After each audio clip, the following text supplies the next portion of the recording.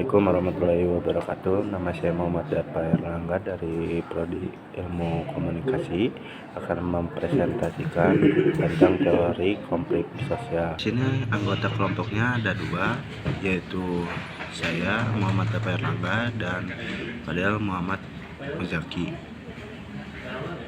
akan menjelaskan tentang teori konflik sosial.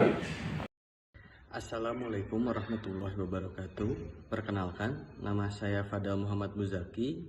Di sini saya akan mempresentasikan tugas teori komunikasi.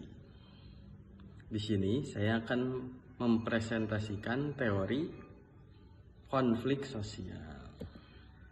Di sini saya tidak hanya sendiri. Di sini saya ditemani oleh rekan saya yang bernama Dafa Erlangga. Saya di sini akan menjelaskan latar belakang. Secara alami, manusia terdiri dari berbagai kelompok yang masing-masing memiliki tujuan, kepentingan, dan nilai yang berbeda. Ketenggangan atau pertentangan sering muncul sebagai akibat dari perbedaan ini dalam hidup sosial. Ini terutama benar dalam kasus di mana distribusi sumber daya, kekuasaan, dan peluang tidak setara. Sebuah hierarki sosial dibentuk oleh ketidaksamaan ini yang berdampak negatif pada komunikasi tertentu dan menguntungkan kelompok lain. Konflik sosial menjadi fenomena yang tak terhindarkan dalam konteks ini. Karena fakta bahwa konflik seringkali menjadi pengambilan perubahan sosial, teori konflik sosial muncul. Perspektif ini sangat dinanti pada abad ke-19 ketika industrialisasi dan kapitalisme menciptakan perbedaan yang semakin lebar antara orang kaya dan orang miskin. Salah satu tokoh penting dalam teori ini, Karl Marx, melihat konflik kelas sebagai inti dari perjuangan sosial, di mana kelas pekerja dan kelas proletar terus-menerus diintimidasi oleh pemilik modal atau bourgeois. Lanjut, di sini saya akan menjelaskan permasalahan ketimpangan sosial dan ekonomi.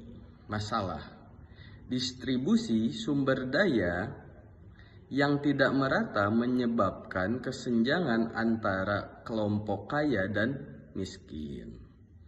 Hal ini menciptakan ketidakadilan struktural yang sulit diatasi karena kelompok dominan cenderung mempertahankan status quo. Dampak peminggiran kelompok miskin, ketidaksetaraan, kesempatan, dan eksploitasi pekerjaan, diskriminasi, dan marginalisasi. Masalah kelompok tertentu sering menjadi korban diskriminasi berdasarkan ras, etnis, agama, gender, atau otoritas seksual. Orientasi sosial. Diskriminasi ini menciptakan ketenggangan sosial yang berpotensi memicu konflik. Dampak ketidakadilan sistemis, radialisasi kelompok, dan Materi pengertian teori konflik sosial. Teori konflik sosial adalah perspektif dalam ilmu sosial yang memandangkan konflik sebagai fenomena alami dalam masyarakat yang muncul akibat ketimpangan dalam distribusi sumber daya, kekuasaan, atau nilai-nilai. Teori ini menganggap konflik sebagai bagian integral dari dinamika sosial yang sering kali menjadi pendorong perubahan. Kesimpulan dari konflik sosial ini adalah dianggap sebagai fenomena yang alami menurut teori konflik sosial yang menekankan bagaimana ketimpangan, ketegangan, dan perjuangan antar kelompok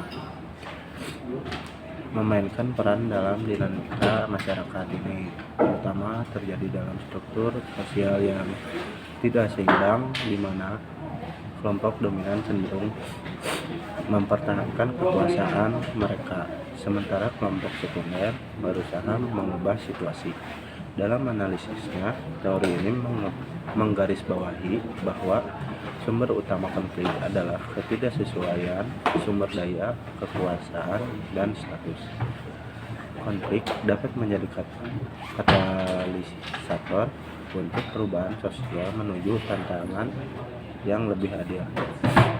Meskipun konflik sering kali memiliki konsekuensi yang merugikan seperti kekerasan atau ketidakstabilan, efek positifnya tidak dapat diabaikan seperti reformasi sosial dan peningkatan kesadaran kolektif.